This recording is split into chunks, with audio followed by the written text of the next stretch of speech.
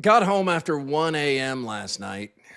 The newspaper was already in the driveway. That's a first after work. Picked that up, walked in, slept till about 9, and woke up and saw Ben Jacobson is leaving UNI. Did not expect that. You never know what you'll wake up to on a Monday. Yeah, especially after basketball season is wrapped up for your respective teams. I mean, this is just kind of the season of kind of news headlines each day of people moving and shaking, right? Yeah. You shouldn't be surprised by anything at this point. But yeah, we were late. Boy, NBC had an NBA doubleheader. When did that second game start? 9:20? Almost 10. I mean, it was late and it didn't end in time. We started sound off after midnight. That's only happened a couple of times in 30 years. But it's always been because of football.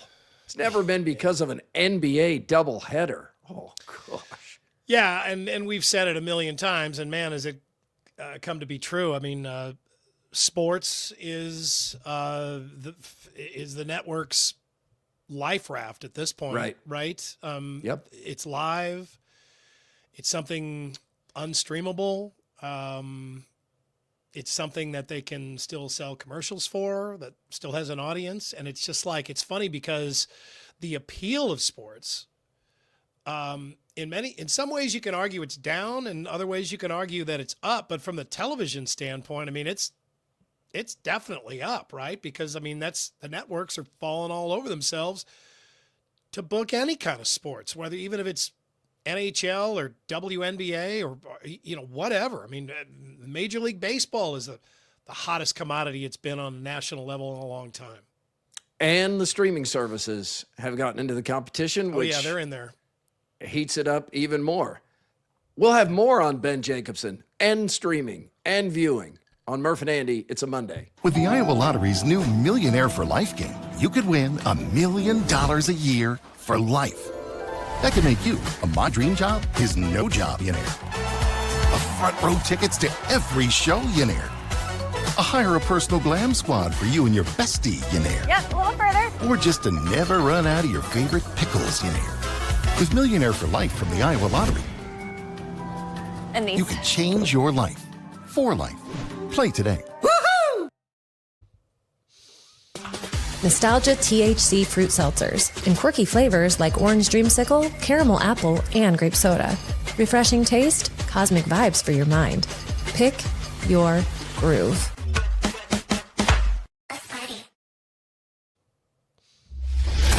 Murph and Andy, talking sports and more, exclusively on Iowa Everywhere. From the Channel Seed Studios, here are Keith Murphy and Andy Sales. Sports and more. Table setter from Guesthouse Tavern and Oyster. Coming up, the Coach Jake Jolt. The Hawkeye magic ends and UConn stuns Duke. All presented by Guesthouse Tavern and Oyster in West Des Moines, with nightly specials, including Kentucky Fried Tuesdays.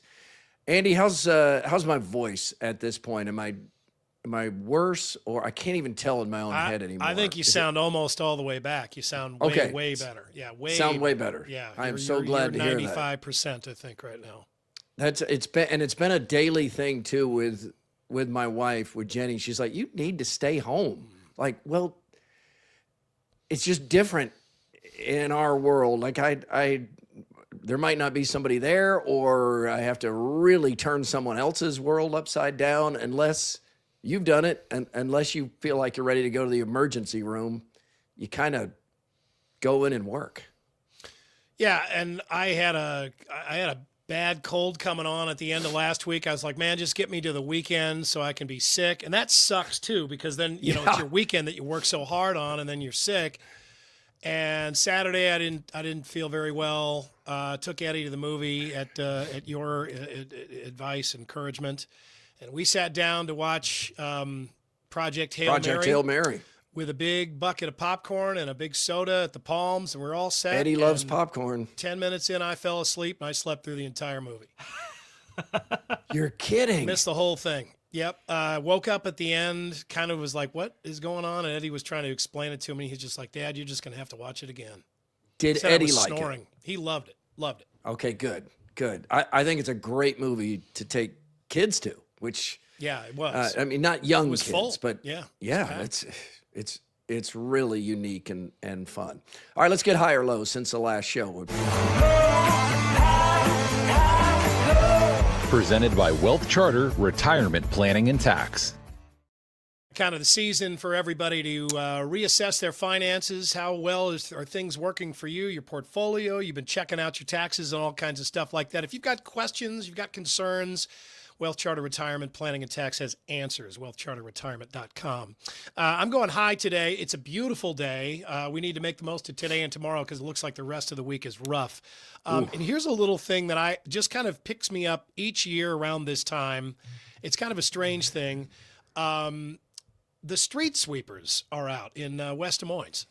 And I saw this today, and I'm like, yeah, there you go. Because they don't really start doing this like in earnest until most of the bad weather is gone, right behind us. That's true. There's no point in really doing it. But they're driving through. I'm like, yeah, spring cleaning.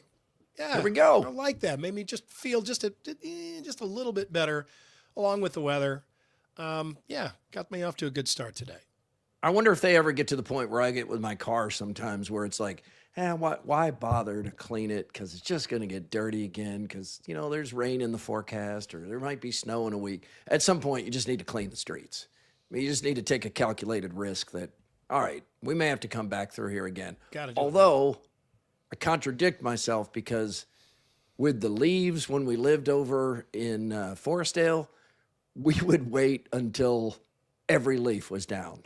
But many people have the strategy of removing a little bit at a time, staying ahead of it.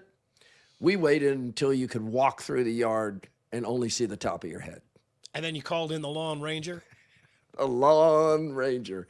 That's right. I'm going high, and it's the way sports pulls us together like nothing else can. I mean, at times, of course, we assign too much importance to it, and then we have reminders like we've had for the past couple of weeks of why there is so much value and why it's perplexing to those who are not sports fans that we care so much. But Saturday night, long-planned heart ball for the American Heart Association. So Jenny and I are there. Her cousin, Cassie, who is in the middle, she's being honored. She's had open heart surgery, and she's about to run a marathon. So she's one of those inspirational heart stories. So we were there, and they put out an email the day before of this event and said, we are going to bring in big screens and sound. We're going to have the Hawkeye basketball game on. So here I am. I'm working, essentially working. It's my day off, but during the game, and there Still are doing social media there, I can tell. Yeah, there are hundreds of people gathered around, and it starts at what the game started like 5:10, and then there's the long horn delay. I got stuck. So this whole gala is delayed for a long time because they can't get people out of the lobby. The lobby is they come in, have a cocktail or a drink, bid on some auction items. Then you move into the big ballroom. But nobody was moving into the ballroom because they're all watching this basketball game. And it was cool. It was also very smart of the American Heart Association. And of course, they're rooting for Iowa because if the Hawkeyes win, I mean, even Cyclone fans with the AHA were rooting for Iowa. Then those credit cards and wallets really open when the bidding starts. Didn't turn out to be the case, but it was cool. There was one, Matt Van Winkle was the photographer for the event, by the way. So Matt was there, and I asked him at one point, I was like, Matt, there's so many people here now. The audio has changed. Sometimes bars miss this. I was like, Matt, you got a ninja over there and turn that sucker up. And sure enough, Matt Van Winkle just went in there commando style, doubled that audio, and there was like a little bit of applause because people could hear Kevin Harlan again. So, That's a very Murph move right there, by the way, Andrew. Did you hear that? Oh, yeah. Send somebody else in there to do his dirty work. Yep, that was it. He was great. You want to become unpopular fast at an event like that. Find the event director and suggest that they not have their event at a time where it might be competing with local sports. Oh my God, they get bent out of shape by that. Well, I understand that people like sports a lot, but it just so happens we're trying to save lives. We're talking about heart health here. They come at you like not that double dribbles, because they know that, right? And they'll plan their events. I mean, they'll look at those football schedules in the fall, right? And they'll look at those bye weeks, and they will cram.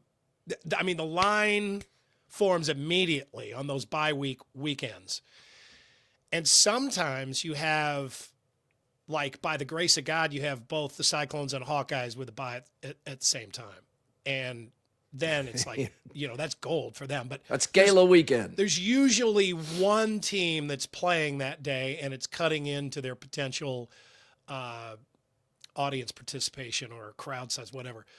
And there's just nothing they can do about it, but they need to do it anyway. And, you can't have all these events during the summer and then compete with everybody's summer vacations.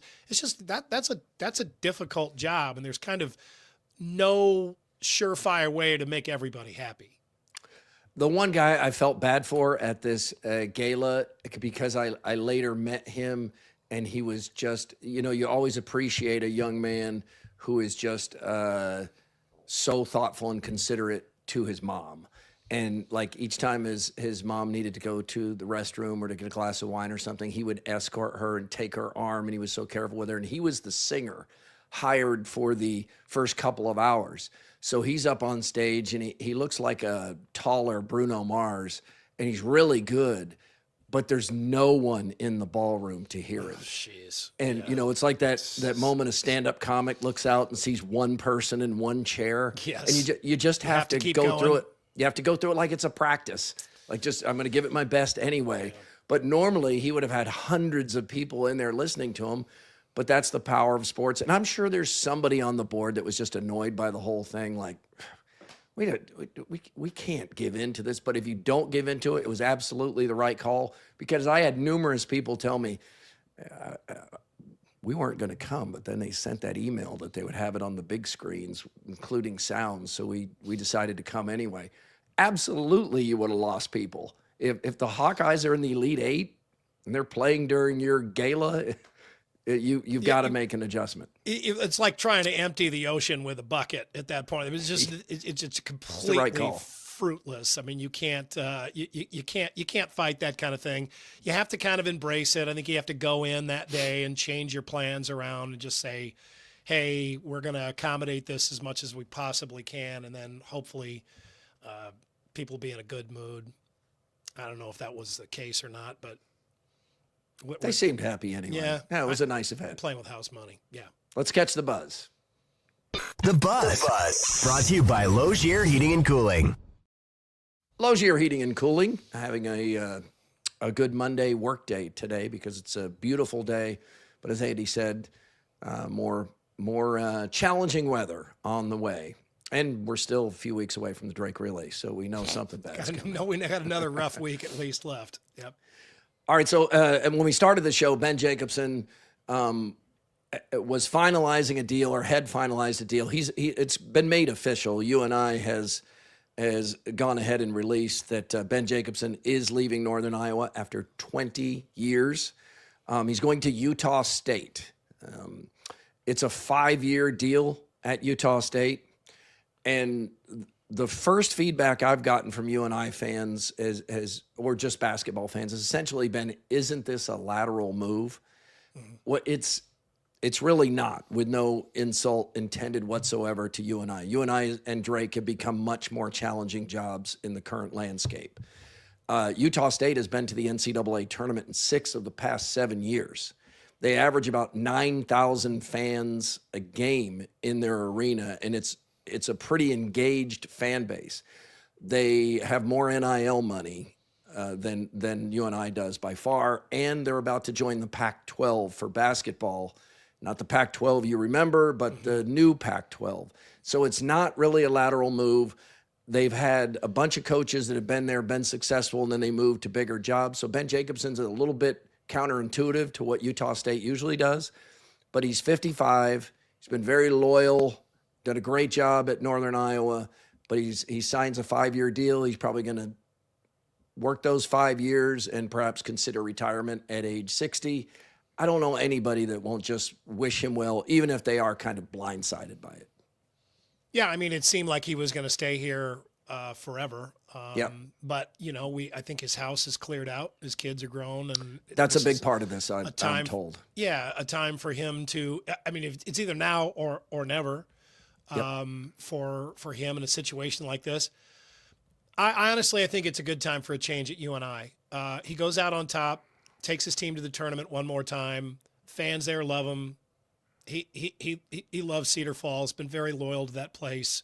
It's been a really good relationship.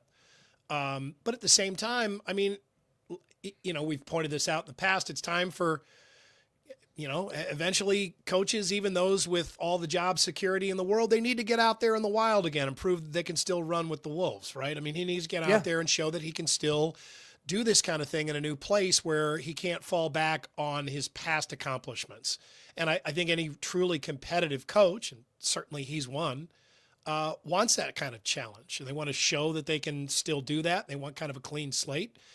And, I think this is a small jump up for him. I don't think it's a big jump up. I mean, it's not a big jump. No, it's look, he can go out there. I see Utah State as a place that he could go out there and get all the plain cheeseburgers that he wants. Right. I mean, he'll fit right in. Yeah. They're plain hamburgers. Maybe I don't think he puts cheese on it, but I think that, look, negotiating a coaching change is one of the most difficult things to do in the world of sports. It's like it's possible. It happens occasionally. It usually doesn't. Either the coach leaves before the fans have had enough of him, or the fans have had enough of the coach before he leaves. And then you get an ugly buyout, or you have just some really bad blood and it muddies up the water and it makes a big mess of things. And then somebody's legacy is screwed up and there's apologies owed. It can be really, really messy. And this is the type of scenario where I think this is about as good as it could get for Ben. I mean, save him, winning the Missouri Valley, going to the NCAA tournament, taking a team back. See, if he does all that, then the fans want him to stay, right? I mean, I don't know that there is a better exit that can be negotiated for Ben Jacobson at this point at UNI than something like this. He's the winningest coach in Missouri Valley history, in UNI history. I don't even think he has a buyout at this point. I think it's going to kind of be a clean break. Now, Panther fans, as all fans do, will get a little bit disappointed and irritated if he takes some of the key players with him to Utah State, but that happens, and the players, as we know, are more loyal most of the time to the coach than they are to the school, although UNI is in one of those interesting areas because so many of the players are from the Cedar Falls area, so they might actually be loyal more to the school or staying in that area. We'll find all that out. Now we wonder, as fans do, like, who's going to be next? And the name I've heard the most this morning is Seth Tuttle, former All-American. He's an assistant on the staff. He certainly is a strong candidate to get this job, would be an infusion of youth. And not unimportantly, his father-in-law, Dan Deary, is a big men's basketball donor and booster. Is that the car dealer? Yes. Yeah. So is that going to be the deciding factor? No, but it could be a factor. The name Ali Farouk Manesh gets kicked around, but he just spent a year at Colorado State. Maybe love of alma mater would be enough for him to consider that. Otherwise, you wouldn't consider leaving Colorado State, I don't think, to go to the Missouri Valley at this time. Who else? Green at what's his first name? You talking about AJ's dad? Yeah, at Iowa State. He will come up. Kyle Green. Yeah, Kyle Green. He should be, and I think he should at least be considered. Well, this is this is going to be Megan Franklin's biggest task yet at UNI. You think it's bigger than the football, hiring the football coach? I do. Yeah. I do. Well, that was a tough one. Jared Todd Stepsis, who we like and respect. There were a lot of UNI fans that wanted it to be Bryce Popp, and they weren't happy with the hire. It's a tough job. Yeah, football. I think UNI, you have a really great facility in the McLeod Center. You've got a lot of fantastic history. And I think hiring somebody like Seth Tuttle would make a lot of sense because you would kind of keep that McDermott coaching tree going. Mm-hmm. And I think that's means a lot to UNI fans, and it should, because they've had a ton of success. Yeah, you get younger young. and you need to do that kind of stuff. But at the same time, you're still sort of honoring the past. But, you just have to shake it up every now and then. And, sometimes you're forced to do that. And other times you're forced to do it because the program is just gone to shit. And, then you have to totally rebuild. Or sometimes you get a situation like this where the program is in good shape. It's fine. At UNI, there aren't any problems with the program there. I think people would probably agree could use a booster shot, but I think you can do that here without having to rebuild the entire fan base. I think they're in pretty good condition. Yeah, it's just become so difficult to keep players. Yes. I mean, and that's not UNI's fault or Drake's fault, but you don't have the money to compete. And when you're 18, 19, 20, 21 years old and players are being offered hundreds of thousands of dollars to go elsewhere, it's tough to retain them. And UNI just doesn't have that kind of money. And that's not the coach's fault or the AD's fault or the player's fault. But, gosh, Andy, I don't have to tell you as a Drake fan, as a Drake alum, what it's like to constantly have others coming and taking your successes. You provide the opportunity and then someone else comes in and takes advantage of it's almost like a feeder system. It's frustrating.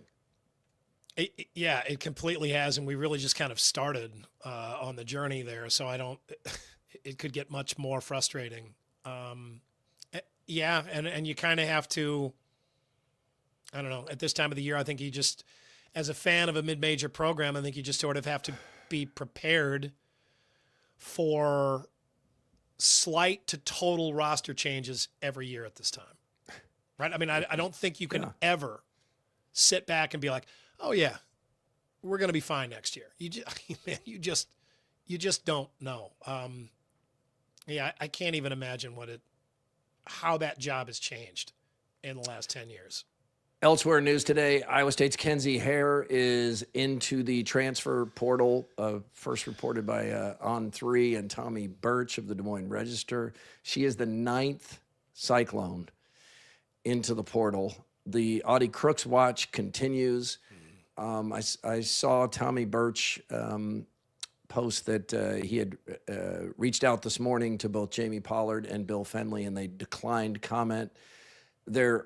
I continue to hear from Cyclone fans wanting to hear something because they feel like the house is on fire, and they are really proud of this program, and they want to know, like, what's going on? What are we doing here? Why are all these people leaving? Can you tell us something? Is there a plan? Is there a reason? What are we missing? And I do think that's reasonable to ask that, and I do think they need to get out in front of this real soon. But I would suspect they're waiting on Audie Crooks. They're not getting in front of it at this point. They're not. They're already not in front of it. But why not get in front of it now? At this point, do you just wait to hear what Audie Crooks is doing? Is that what we're waiting for?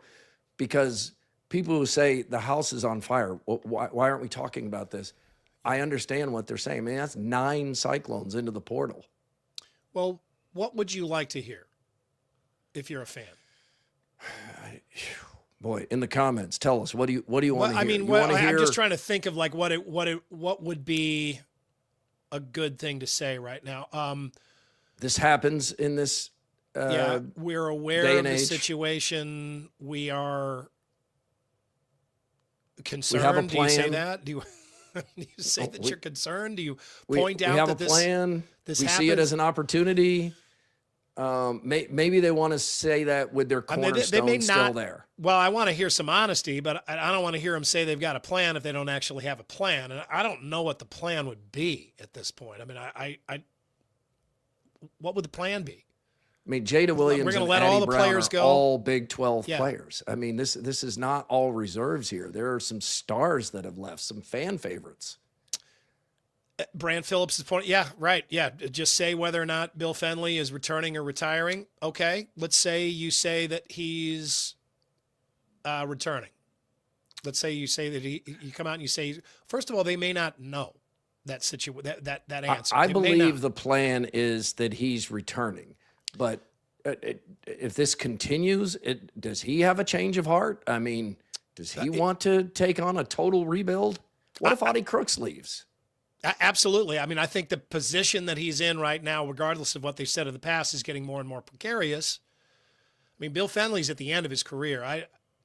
He doesn't want to have, a rebuilding year in his last couple of years. Yeah, he didn't want to do that. I mean, that's. I wouldn't think so. That's not ideal exhausting for him. It's not worthy of his time and accomplishments at Iowa State. It's not the way you want to.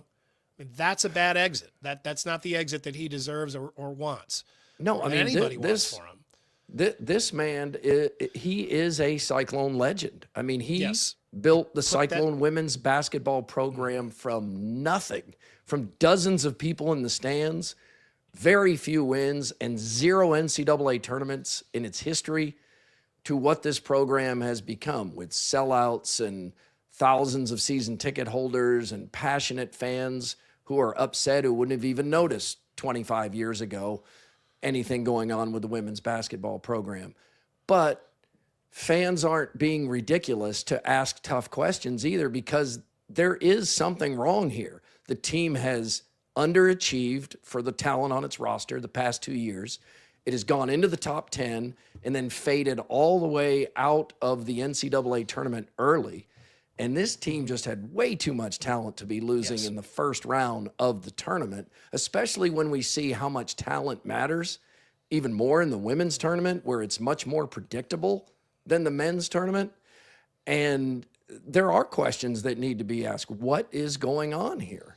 And that doesn't mean that they are being asked, but I have seen and I understand it, especially from family. Like we mentioned this many times over the years when fans were saying, like, how can Kirk Ferentz not see that a change needs to be made? Well, it was his son, and you are not going to be objective about your own kids. And it might have frustrated fans, and it made it really tough for Beth Getz to go in there and make that call. You fire somebody's son, especially a legend's son, that is a tough conversation. And credit to her for doing it, because it was the right move. And look at Iowa State's offense, or Iowa's offense. It is much better. She made the right call. And I see some Fenley defenders, including some past players right now. Oh, yeah. That are really standing up and pushing back hard on any of the criticism. Mm-hmm. And I get where they're coming from. They love and respect the man. But that doesn't mean the fans aren't right or reasonable to be saying, what the hell is going on here? Yeah, absolutely. And boy, they will go to the mats for Bill Fenley. I mean, we've seen that in the past. I mean, he is a beloved, very loyal figure in the lives of so many former Cyclone basketball players and fans. And we respect that. We've had a great relationship with him. I personally like the guy a lot. I always have. And this is we just were talking about this. I mean, this is the most difficult position for a school to be in when you have a coach who is, late in their career, in the final years of their career, and you don't have an exit plan. And you're kind of waiting for one to develop, materialize. And maybe there was a plan, Andy, and it's been blown up by all these departures. Yeah, maybe it has, right? I mean, but even if it wasn't blown up by the departures, I think it could be blown up by the disappointing season that they had, right? I think that changes the tone of it. I mean, they go to the Sweet 16. I think it's different, and you can say, okay, this is going to be Bill Fenley's final year, and this is going to be a tribute to him, and we're going to continue to build on this. But we had a great year, and it's clear that he can still coach, and that he is going out on his own power and his own decision. Right. You could say that. With a stacked lineup, what was thought to be a stacked lineup. But I mean, the other thing that does figure in at this point, I mean, we have to point this out, is that this just is the world of college sports now. Okay, you are going to lose players. You are almost certainly going to lose players each year. You may keep the ones you really want to keep, but you're probably going to lose some other players, and that doesn't necessarily mean those players don't like you or didn't, like their opportunity with Iowa State or whomever. It just means that, they're out shopping and they see a more appealing opportunity or a different opportunity, more interesting opportunity, whatever. I mean, they could do that right now, and everybody does, right? So, I mean, you just have all of those factors kind of combining: rough season, end of a career, the environment in college sports right now. You have those things, kind of come together in a perfect storm on you. It's a really unappealing situation for a school to be in. And the mass exodus on top of it, which does seem to be even more than the usual people are leaving. I do hope that there's some way that they can get this all back together enough for Bill Fenley to have the end of a career like he earned. Because this is getting increasingly messy, and it does not seem like there is some great solution ahead, but we'll wait to hear. So far, we've heard nothing. Iowa's magical run ends in Houston. The men's basketball team with a loss to Illinois. This game was tied with 7 minutes to go, and if you know a Hawkeye fan or you were standing next to one like I was, they were just kind of hitting you and going, we're 7 minutes from the Final Four. We could go to the Final Four. I mean, it was just such a fun ride for those fans. It was, and it's funny how different you feel with different expectations, right? And I mean, I was playing with house money this year, and 100%. They're so. And I mean, they're coming off of, this is a regime change there, and everybody likes the change. So people are happy. People are pleasantly shocked, right? Not surprised, like shocked. And you're watching this team that absolutely looked like it belonged in the middle of this tournament. You look like, I'm watching Bennett Sturts, and in the first half of that game, even if he's not hitting every shot or whatever, I'm watching that. I'm like, this is the MVP of this tournament right now. Without him, these are all guys who basically didn't have Division I offers in high school. Yeah, I mean, these guys they're a handful for everybody. And Illinois is a loaded team. Illinois has, tons of talent. And Brad Underwood has much bigger too. Yeah, bigger. And I mean, they've recruited all over the world. Brad Underwood has put together a hell of a roster, and they've had a really good season. But, I'm talking with my friend Eric the Orange, who's, of course, a huge Illinois fan and supporter. And, he's watching the game from a completely different perspective, right? I mean, for Illinois, they need to win this game. Pressure's on Illinois for sure. All the pressure was on Illinois. They're far more established than Iowa is. This is Brad Underwood. He's been there a long time. They've already been to the Elite Eight. It's not that big a deal. Okay, they just beat Iowa State to make the Elite Eight. I mean, they've been there. What's on them right now is they haven't been to the Final Four in quite a while. That's where they need to go. And they've got all of this talent, and I mean, they've paid through the nose for that talent. They need to produce. And at the same time, they're going up against this upstart Iowa team that's just out there happy-go-lucky, and everybody loving on them. And he was sweating through that game. I mean, it was hard. But I'm watching. Was Illinois Illinois down at the half, right? Yeah, Wasn't Iowa right. up one? Yeah, absolutely. And I was just looking like, you just saw what they did to Florida, so there's no fluke there. And I'm watching this, and I'm like, man, is this fun to watch? Yeah. First of all, it's just fun to like the Iowa coach from my perspective and like the program. I haven't had that in my entire time here because I had to deal with Steve Alford. He was no fun. And then Todd Lickliter was nice enough, but they sucked. And then Fran McCaffrey. So, man, this is fun. I really, really, really enjoyed that.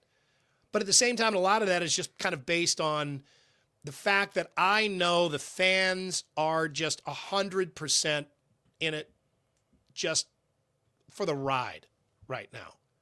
They aren't sweating it. They aren't feeling like, man, if we don't get this done, I don't know what I'm going to do. They're just, this is all gravy.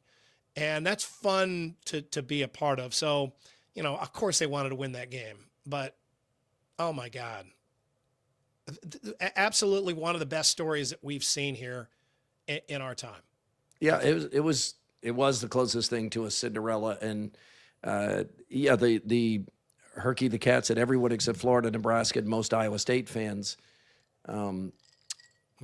Yeah, the rest of the country's watching that game, and they're just like, man, this Iowa team, this coach, because Ben McCollum was like the national story this past week. Yeah. Just everybody with this 17-year path he took to get there, and then they're looking at the results, and they see the 4 national championships, and then they learn about 1 year at Drake, and he wins 31 games in an NCAA tournament game, and then some ups and downs during the Iowa regular season, but come in and beat Florida, a team a lot like Illinois. So you thought, well, the Illini should be heavily favored here, but Iowa has proven it can win. AD, how was this one for you? How'd you do? How'd you do mentally? So so excited all day Saturday, right? And just all into it, and really excited through most of that game, pretty nervous towards the end. And then, I'm a fan, and I was crushed by the loss, and I still haven't fully moved into enjoy the perspective and enjoy the run. I know I'll get there sooner than later. It was so close. It was right there, right? And was there a time you thought they were going to win? You allowed yourself to think, I think we're going to the Final Four. I did, yes. About halfway through that second half, when I was still in the lead or still right there, because I thought, yeah, you have a lead at halftime, but like the Nebraska game, you kind of gave Illinois the momentum by letting them get back in the game right away when you jumped out to a 10-point lead.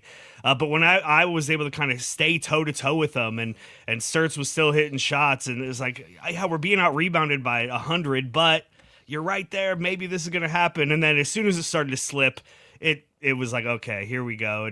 And then the kids start crying, and, daddy's all depressed and all of that. But, man, what a fun run. I mean, that's as much fun as I've ever had following a team. And like Andy said, unexpected fun is probably the most – the best part of it. And there'll never be a run like this under Ben McCollum again.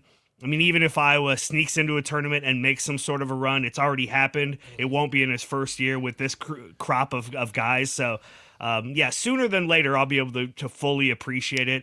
As I sit here today, God, I wish we were going to a Final Four. And as we've said many times, we assign so much importance to the NCAA tournament. It's so tilted toward how you do in the tournament, which was the nemesis of Fran McCaffrey.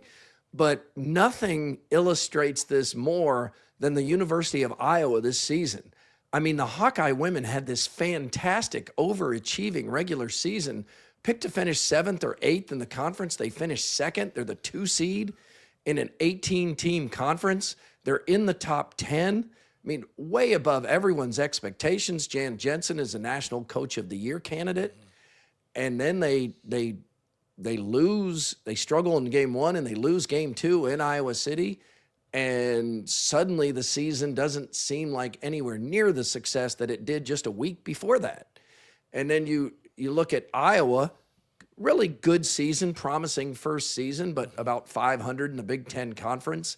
Lost some games that you just didn't understand how Iowa could lose. won some good games, but it wasn't like people were thinking, man, we did hire a coaching genius. But then you get into the NCAA tournament, find a way, you win one game. Oh, that's good. Then you have the breakthrough second game into that elusive Sweet 16 and by beating Florida. So you've taken down number one. Now everything changes. And then you take down your rival, Nebraska, one of your rivals, to get to the Elite Eight. And it just illustrates between those two just how much weight we assign to the NCAA tournament. Yeah, it is. It's not fair that's the way college basketball is judged. Seasons are judged because there's a lot more to the season, right? There's so much more to the season than just that one tournament. It's not fair, but it is applied fairly. It is applied fairly. I mean, it is. It is. I mean, it's. We know the rules. Yeah, that's the judgment, and no one escapes it, right? I mean, it's the same thing. It doesn't matter what your roster looks like. It doesn't matter where you're, to a certain extent, expectations come into consideration when you're talking about, what type of season did the team have when it's all said and done with for the year.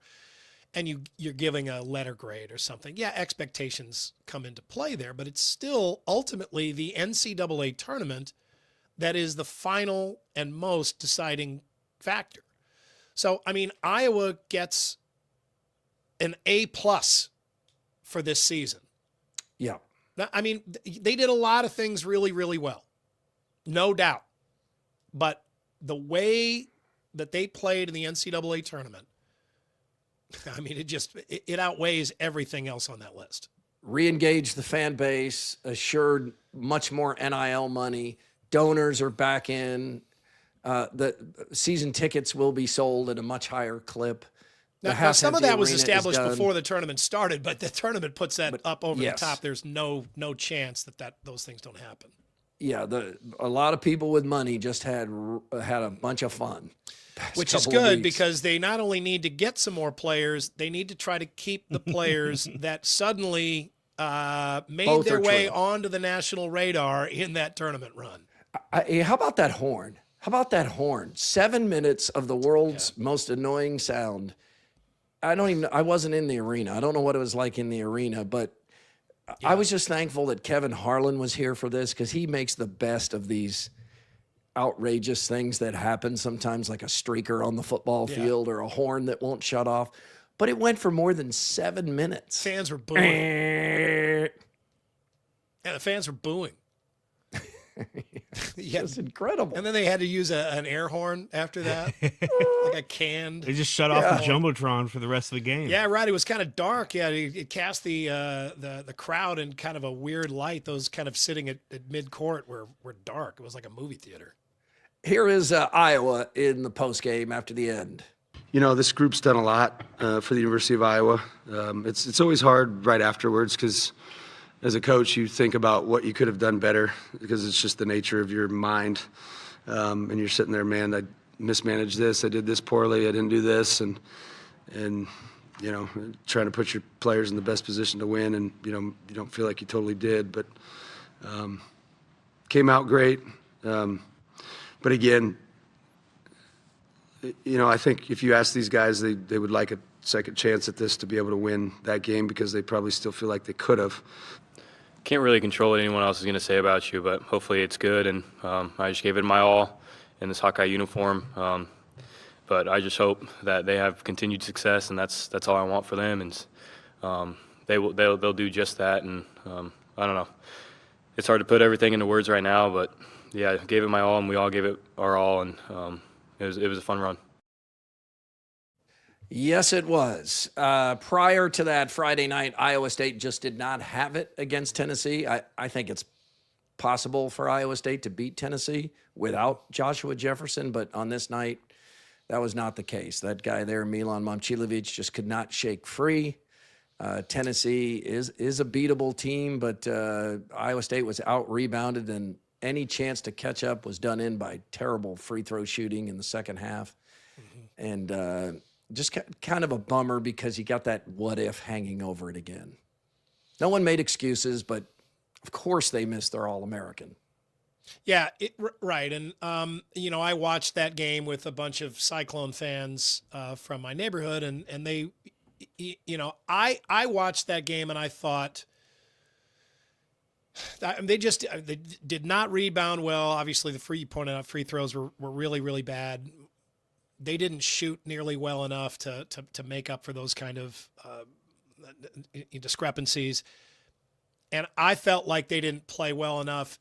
Even if they had Josh Jefferson in the lineup, I think they would have had a hard time winning that game. But, I have friends that follow the Cyclones more closely than I do who strongly disagreed and thought that he would have been the difference in that game, that, they would not have been able to face guard Momcilovic the way that they did. They would have to be much more concerned about Jefferson down low, and that would have really freed up the whole offense and changed the game. And they very well may be right about that. I mean, it would have been a different game to have a healthy Jefferson in there. Our friend Chris Hassel said weeks ago that he thought free throws would ultimately doom the Cyclones in the NCAA tournament, and that's absolutely what it looked like, at least from one perspective in that game. And when the announcers are talking about it that much, I mean, we knew going in they were going to have trouble with rebounds. And they truly did. And they did. That game. I mean, that was really hard to watch. That was rough. But then the fact that they have these opportunities where they keep going to the line, and there are a lot of fouls called on Tennessee, and Iowa State just cannot capitalize on that. They're missing the front end of 1-on-1s, and that is so frustrating as a fan. And it's not just guys who typically you wouldn't expect to shoot well at the free throw line. It's guys like Heisey, missing free throws, and Lipsy, and you're just like, oh my gosh, we cannot buy a free throw here at this point. You could sit there and count in your head. You're like, we make half the free throws right now. We are 6-8 points closer in this game than we are right now, or we make them all, we're ahead in this game right now. I mean, there's no way to watch the game and not have that in your mind, and you don't want that in your mind to, go along with the Jefferson injury as well. It makes you feel like, what if we didn't bring our A game? We did not bring our A game. What if we did? What if we just played a little bit better?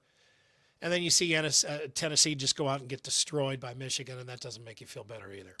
Yeah, both teams, Tennessee and Iowa State, both shot 60% from the line in that game, but Iowa State's misses were at the time where they needed to make them, as you said, to have any chance of catching up. Here are the Cyclones in the postgame. It's meant the world. It's what I dreamed of as a kid growing up, and just wanted to cherish every moment of it. I feel like I did the best of my ability, and just trying to impact the program in a positive way and lead the younger guys this year, and I feel like I did a pretty good job. Combination of the city, the fans, coaching, it's one of a kind. I truly mean it when I say we have the best fans. They show so much support, so grateful to them, and hopefully I made everybody proud. Proud of our team. Our performance tonight doesn't diminish anything we accomplished this season, and really proud of this group, and been as enjoyable of a group to be around as I've ever had. So tough to have it come to an end. It's the best decision I ever made coming here. When I was in the portal, I never knew what it would end up being, and it ended up being Iowa State. And if you would have told me everything that happened when I was two years ago, I wouldn't have believed you. So just playing in front of the fans everywhere, playing at Kansas, playing on CBS, all these different places, it's so cool. And looking back on that, that's something that I'll be shocked even that I ever did that. That game was really tough without Joshua. Yeah. They're so big and physical, and we just really missed his presence. But I thought we competed. We gave effort. It just wasn't enough tonight. Milan really does look like the statue of David. Yeah, he does. Yeah, I mean, absolutely. We've had that look-alike many times on Sound Off. Like, wow, he can really see it in that shot.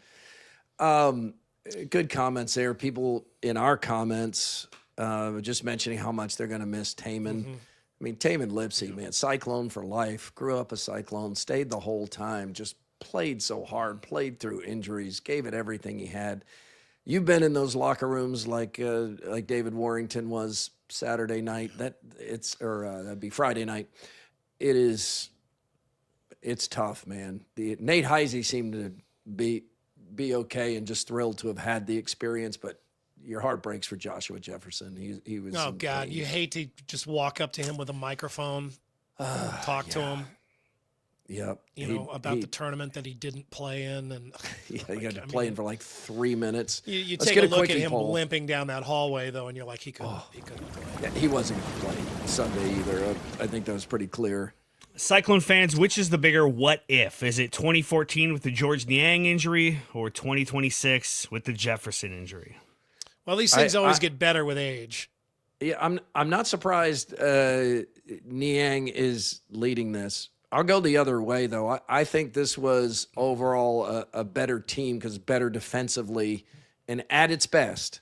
I mean, they had a couple of duds with Jefferson in the lineup too, but at its best, like the way they played in a loss against Arizona, who we see as a juggernaut, I think this team had Final Four potential. So I'll say this year, not the 2014, but I think you can make the case.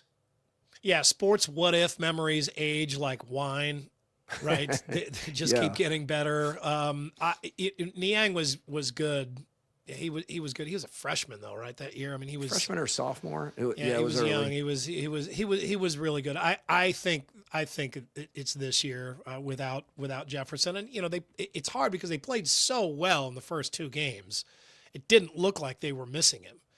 But Rick Barnes is a good coach. I think it's pretty clear that they found a way to exploit Iowa State, exploit that weakness. I mean, that interior defense down low looked very thin in that game against Tennessee.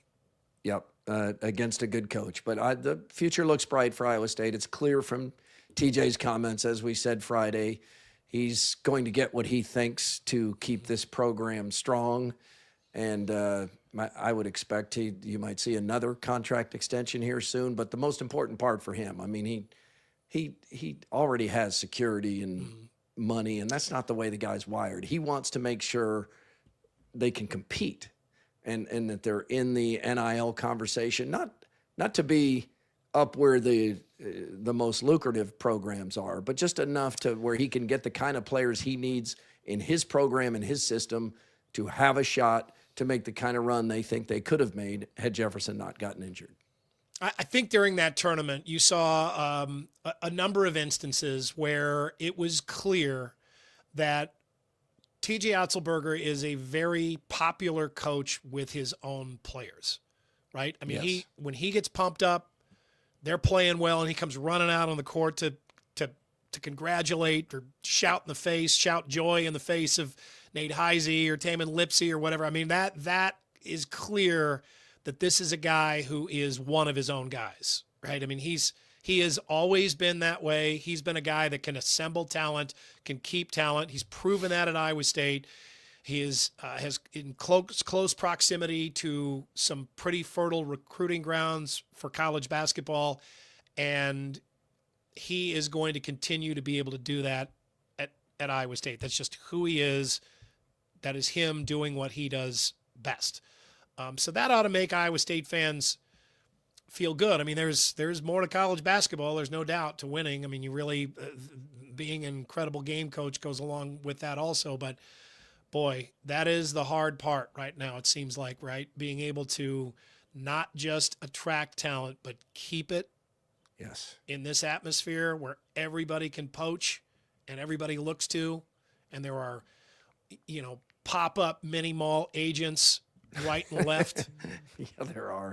With a kiosk, a rolling just kiosk. Predatory agents coming out there. Oh, yeah. Confluence, official beer of Murph and Andy. And Confluence is where you can always find a draft beer that you will love in the tournament featuring Downtown Throwdowns. Downtown Throwdown? You can call it Throwdowns. That's fine.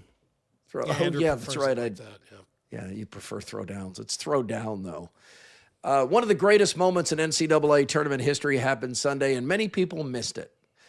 Duke led UConn by 19, 16 at the half. No one seed had ever blown a lead that big. And then it happened. Here's the final sequence as heard on both schools' radio networks. Back to Sarr. Now ahead to Caden Boozer. And a steal. Mullins gets it. It's Caravan to Mullins. Long-range three. Oh! It went in! Mullins delivers. Bedlam here. 7 seconds, trying to throw it ahead, deflected, stolen by Connecticut. 2 seconds, it's Mullins up top for the win. Oh, he hit it with 0.3 of a second to go. Malachi Smith ran off the bench. That should be a technical, but with 0.3 of a second to go, Connecticut has the lead, 73-72. My favorite part there is that that should be a technical. You know, the other team's broadcaster just not even realizing the extent of their bias. Cade Murphy needs to book a ticket to Storrs, Connecticut immediately because he will eat and drink free on that town for the rest of the week. That was a huge moment for Cade Murphy. What a shot. It does. Mullins does look like Cade. Jeez. Cade would have to wear some lifts or something. He's like 6'1". But. Yeah. Well, yeah. You know, our teams are out, but a reminder that the tournament still has so much magic. That was insane. That's up there. That might even be better than Leitner because of the defensive sequence there. I mean, the things that had to happen, and Boozer, the other Boozer. I mean, there's 9 different things he can do, and Duke still wins.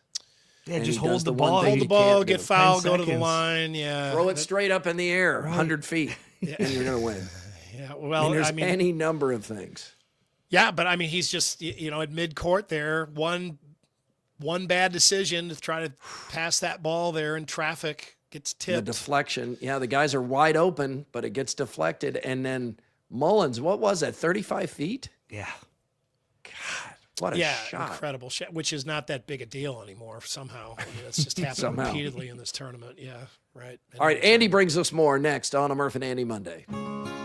Let 2026 be the year you finally take that Canadian fishing trip you've always dreamed of. And let me suggest you take it to Lac Seul Evergreen Lodge in beautiful Ear Falls, Ontario. Lac Seul is one of the greatest walleye lakes in North America, and Murph and Andy Show listeners have the stories and the pictures to prove it. A day's drive from Iowa, owned by Iowan Kathy Taylor on incredible, gigantic Lac Seul. Now booking late summer and early fall 2026. Find more information at lacseulwalleye.com. Grammy-nominated country artist Tyler Childers presents Snipe Hunt, performing at KC Center July 15th with special guest Wednesday. Get tickets now at highvtix.com. The Murph and Andy Show is brought to you in part by Ramsey Subaru, home of the toughest, most reliable cars in the world and the people who back them up, on Hickman Road in Urbandale. But wait, there's more. From Either Or Eatery and Patio. Good patio weather today over at Either Or, 6222 Grand Avenue, home of the curd burger. Look at that. That's a beautiful thing. Beautiful sight. I'm hungry. I'd eat that. Great burgers, great sandwiches. I'd eat that. Great people at Either Or. We love it. Over the weekend, Tropical Cyclone Narelle hit Australia, and it literally turned the sky red. That's not doctored footage. It is from Fox News, like which does kind of make everything red. But this is I've seen this in numerous sources. Yeah, it turned things red. We can talk to Ed a little bit about why that was when we get to work today. Just crazy. Can you imagine though? No. And that's not nuclear war. It's a cyclone. It's the Martian. But it goes with the cyclone colors. At least it's not black. It does. Right? Yeah. See, that's red. Reminder.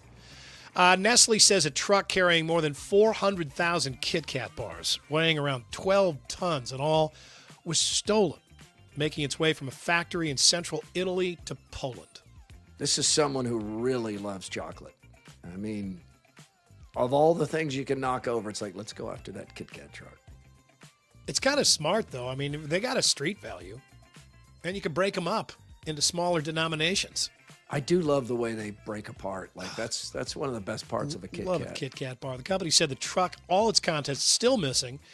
Investigations are ongoing with local authorities. Nestle warned the theft could cause a Kit Kat shortage on the store shelves right before Easter. Easter candy is almost 10% more expensive this year than it was last year at this time, and this ain't going to help. Kit Kat bar, always welcome in the Easter basket. After a few years off, the Lufthansa A380 is back.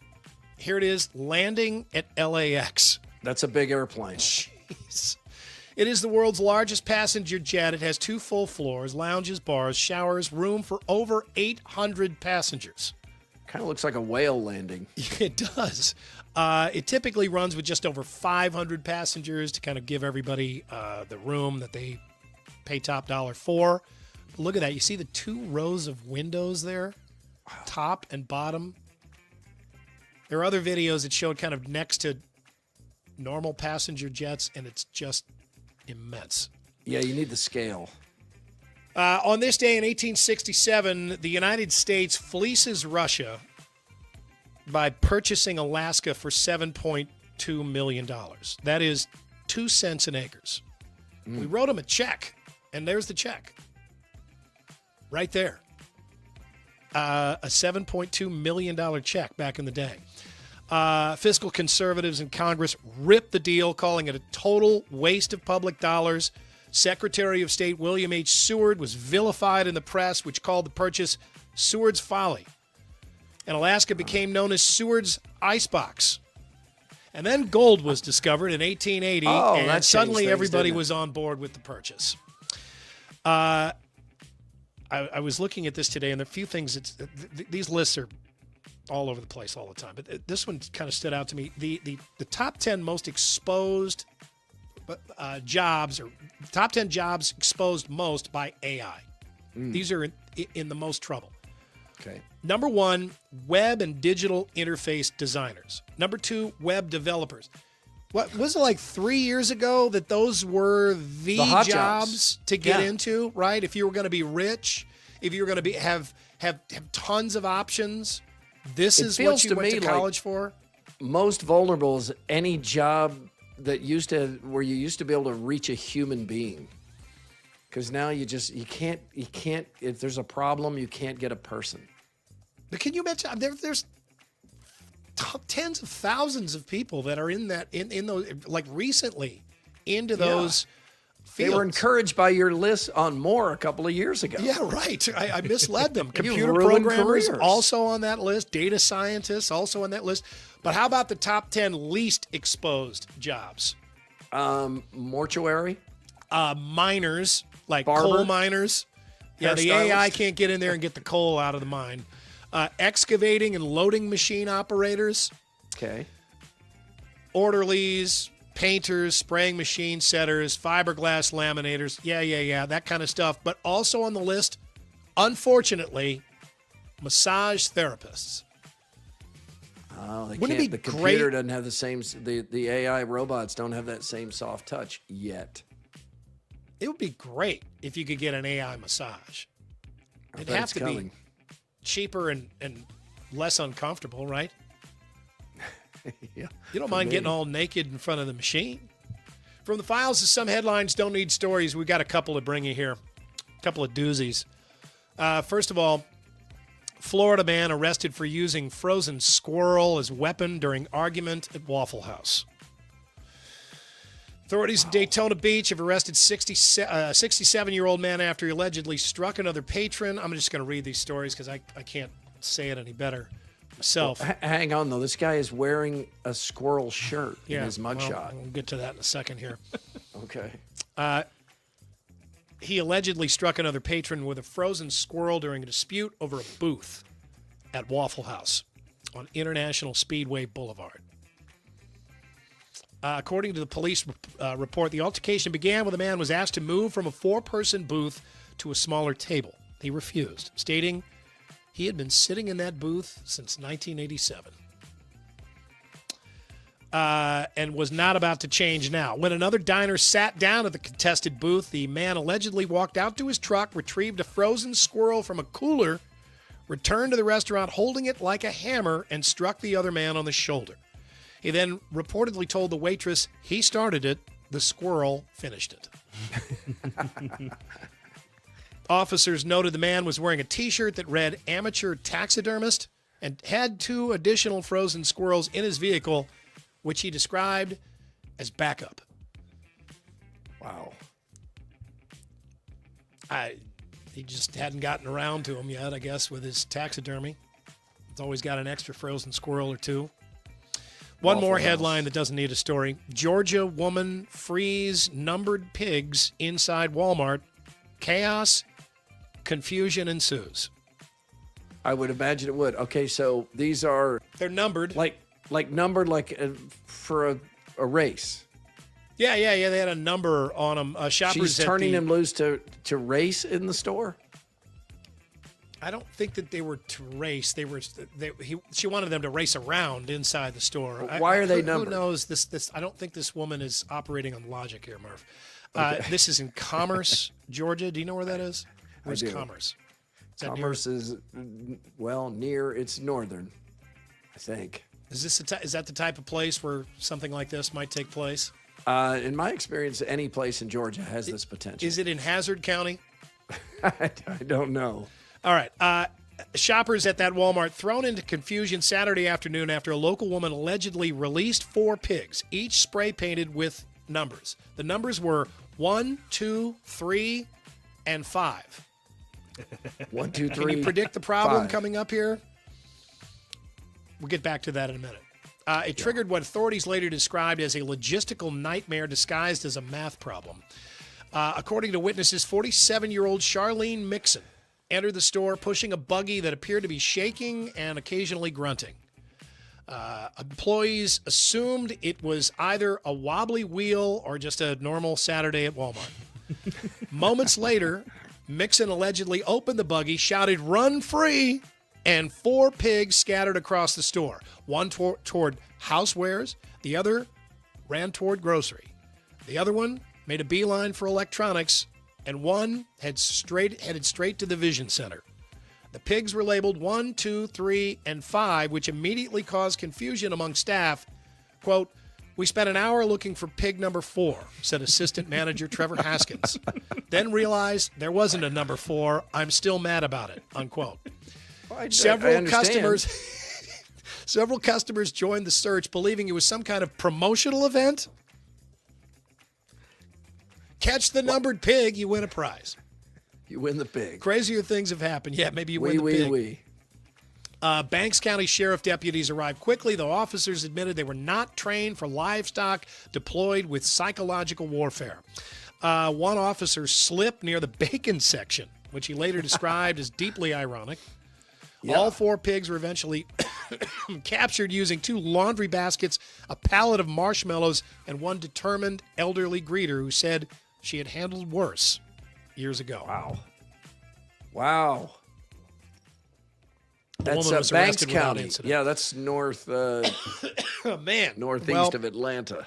Yeah. So just another weekend at Walmart in Georgia. That's your more, everybody. All right, Andy, nicely done. Time now for Throwdowns. Throwdowns. It's Throwdowns. Backed by Heartland Tire and Auto. Heartland Tire and Auto throws it down each and every show, treating you like family at all their locations, an authorized dealer of both Firestone and Bridgestone tires. Murph, we'll start with you. TJ Otzelberger and Ben McCollum are staying, but both will have money and resources and blue blood jobs thrown at them year after year on a scale of 1 to 10, 1 being not confident, 10 being extremely confident. How confident are you that both of these coaches are still here in, say, 3 years? I'll put it at an 8. I do think they'll both still be here in 3 years, but I can't go 9 or 10 because there are just too many other factors that could get in. I mean, anything can happen. But as these things go, I'd put them at an 8. And I remind you, the first chapter of Chris Williams' hit book is about Matt Campbell's loyalty. Yeah, I think I would agree with that. I would put it at an 8, and I would not want to extend it out past 3 years. Yeah.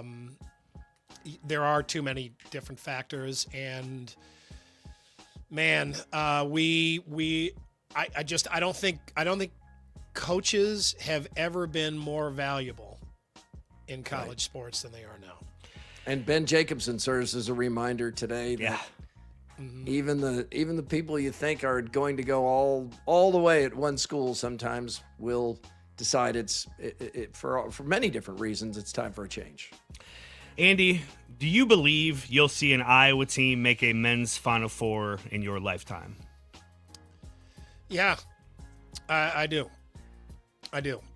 It was so close the other day.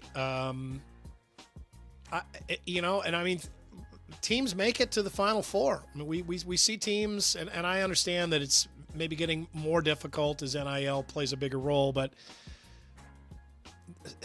many of these games, one or two things goes the other way, and an entirely different team wins that game. So I just think that as long as they are in the mix, which they're going to be, Iowa and Iowa State, there's a chance that enough things go right to win 6 games. By life expectancy, I don't have as long as Andy does, but I do think I'll see it. I don't. Wow. We've. What do you mean? Wow. I don't. So I'm surprised. You're only saying that because it's never happened. No, I think you're saying that because you think I'm near death. Like, wow, you must think McCollum's getting there next year. No, I think he's that good of a coach. We've been saying that for a long time. He's about to have more resources than anyone thought possible a year ago when he agreed to the deal.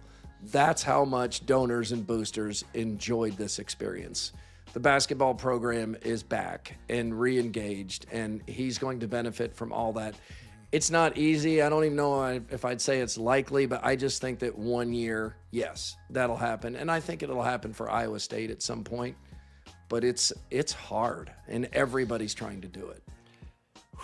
Yeah, I hope you guys are right. I'm less confident. All right, Murph, you weren't alive in 1980 AD? I wasn't. Nope. Okay. Nope. So you were not there for the last Final Four. And if it happens, Andrew, it will not change your life. Hey, Andy, little known fact. It'll change that week. It will not stop you from wanting more. You're right. Hey, little known fact, Andy. We all were talking about Iowa and Iowa State. First time the men's basketball teams have been in the Sweet 16 the same year. Mm-hmm. But it's not the first time for our state. Iowa and Drake in the early 1970s were both in the Sweet 16. Oh, okay. Great. Yeah, thank God for Drake. Saving the day all the time. Jeez. All right, Murph, what's your favorite kind of cookie? Oh, a warm, soft chocolate chip cookie. Can't be improved on. It's got to be bendable. I don't like the crisp ones. I want it to be like soft and just gooey. I mean, Monster cookies are good too, but a really good chocolate chip cookie, that's it. Oatmeal scotchies with the butterscotch chips in them. The oatmeal cookies with the butterscotch chips. Those are my favorite. Love those. Yeah, warm and soft is great. I also kind of dig those molasses cookies. Those are really good. Those old school cookies that come in the little rectangular box. Like those suckers. All right, that's Throwdowns. All right, speakpipe.com/Murph_Andy is where you can leave a message of what's bugging you. And a reminder, this is so easy. It's really easy. Cooter Ray and Doug figured it out. I think we've proven beyond a reasonable doubt that anybody can figure this out. Yeah, those guys. I think it's one button. That's it. That's it. It's easier than a phone call. Interact on YouTube, on X, or by email. It's Murph_Andy at iowaeverywhere.com. All powered by the Cellular Advantage, now able to help you with any and all of your T-Mobile and U.S. Cellular needs. Partner with U.S. Cellular for a long time. Andy, I can feel my voice is wearing out here as we approach the end of the show. Pushed it a little I started strong. Yeah, You the did. hell? You're doing well. You're doing well. All right, time for the Andrew Downs audio drop of the day. We call it the AD Squared. Yeah, powered by Game Day Men's Health. You can find them in Ankeny, West Des Moines, North Liberty, wherever you are. There's a game day near you. This warm weather is reminding you, hey, we got swimsuit season coming right around the corner. Game day can help you, at least help you stay motivated to get into the gym and have a great summer. We've talked about Bracket Guy, and one of the problems with Bracket Guy is as he continues to do well in the tournament, he gets even more annoying. Hey. Oh, hey. I had St. John's beating Kansas. I don't care. I have 3 of the Final 4 teams. I still don't care. What's your problem? No one cares about your bracket, John. I care. I'm in like 3rd place. Got a chance to win $100. Jeez. Doing good. I care. Monday. It's hard to find an audience to talk about. Monday is a danger zone day. We'll win like $100. Like today at work, you got to stay away from the water cooler because there's somebody standing there hoping to engage you about their bracket, but only if they're still in it. It's the one guy like Iowa and Iowa State are done, so most people are kind of ready to move on, change the subject, but Bracket Guy won't let you. If you had UConn beating Duke, you're telling everybody today. Oh yeah, especially because you might have already torn it up. Like it still goes. Quickie poll results from WCI Pools and Spas. Cyclone fans, which is the bigger what if? Niang's injury in 2014, Jefferson injury 2026. The Niang injury leading this one, 56% of the vote. 44% say it's this year, Jefferson's injury. Interesting. I think a big part of it is Iowa State lost to UConn, who in 2014, who went on to win the title. Yes. You saw that Michigan game against Tennessee and Arizona probably waiting in the Final Four. It feels a tough path. I think this is a better team than the 2014 team, but yeah, I think it's a tougher path. Yeah, maybe a higher ceiling for this team, but you're right. That's a good point. And that UConn game, Iowa State hung in there, right? If I recall. And yeah, they lost by 5. They had yeah. Who was shooting out the lights that night? Or they had one. No, Dustin Hogue played his ass off. God, he had a great game. Dustin Hogue. That's a blast from the past. Hey, thanks for being part of Murph and Andy here on a Monday. We sure appreciate it. Make it easy to get the show by liking and subscribing. AD, what's coming up next here? What's coming up next on Iowa Everywhere? What's on the path? Are you done with buckets? No, we'll do one more buckets. We'll do it Wednesday night or maybe Thursday. I don't know. Jake and I need to talk, but we'll do one more buckets to kind of wrap everything up. I know 2 guys have moved to Friday for their second show this week. I think the next show on the network is us on Wednesday. Hey, how about that? Yeah, we're back Wednesday. We're live at 1. We hope you join us then.